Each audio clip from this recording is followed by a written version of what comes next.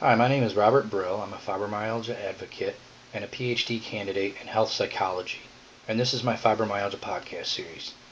Today I'd like to discuss what's wrong with the USDA food pyramid. The USDA food pyramid is a dietary guideline written and sponsored by the US government and suggests what foods to eat for a healthful diet. The pyramid shows a broad selection of foods to eat so that you're likely to get all the nutrients that you need from your diet and not have to use supplementation. The pyramid also suggests overall to choose sensibly, eat whole grains, fruits and veggies, foods low in saturated fats and cholesterol, drinks low in sugar, and less salt. All of these things make sense. My argument with the pyramid is that the way it's structured, which to me sends the biggest wrong message to Americans. The base of the pyramid is the largest, suggesting that we eat the most of our diet from this category, a whopping 6 to 11 servings.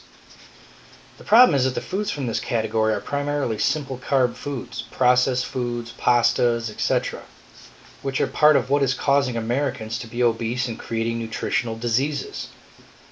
Typical breakfast choices on the pyramid are cereal, Pop-Tarts, donuts, muffins, etc. These are all wrong. You don't want high-carb foods in the morning. This goes for healthy people or people with chronic illness like fibromyalgia. You want high-protein foods in the AM so that you have a slower breakdown and digestion, and thus a slower flow of glucose into the bloodstream. This slows the metabolism and results in a more efficient process of energy usage during the day when you actually need it. Foods that the pyramid suggests will break down quickly, and the glucose will make its way into the bloodstream within 15 minutes, versus protein or fat foods taking 4 to 6 hours, which is much better. And this spikes your blood glucose level, in turn spiking your insulin and causing potential health-related issues like hypoglycemia, type 2 diabetes, and obesity, all from too much carbs too early in the morning. If you eat cereal or a Pop-Tart for breakfast, sometime over the next 4 hours you're going to experience some kind of a crash, resulting in fatigue at a minimum. Who wants to crash between the hours of 8 a.m. and 5 p.m.? Plus, who wants the majority of their calories they consume to be stored as fat? The foods from the pyramid do just that. If you try to eat simple carbs later in the day, for example like for dinner, you're not going to be as devastated by the crash effect if it hits you versus if it hits you from a breakfast or lunch. A carb crash after 6 p.m. is much more acceptable probably to most people. Plus, carbs closer to bed will even help you fall asleep and stay asleep from the crash effect.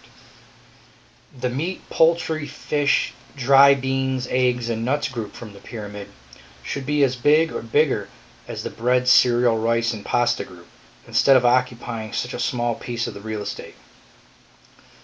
Fat doesn't make you fat like the pyramid would have you believe.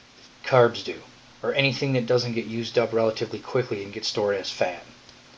Obesity and type 2 diabetes were never a problem 100 years ago, when the staple of one's diet were fats and not carbs, like it is today.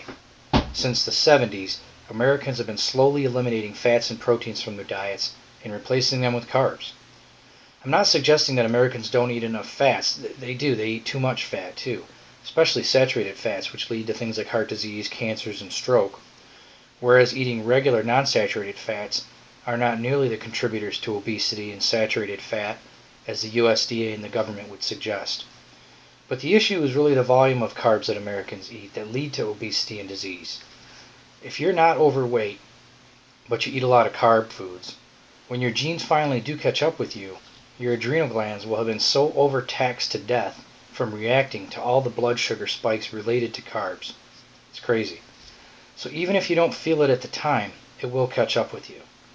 So the USDA and the pyramid, as the pyramid puts it, start with plenty of bread, cereals, rice, pasta, veggies, fruits.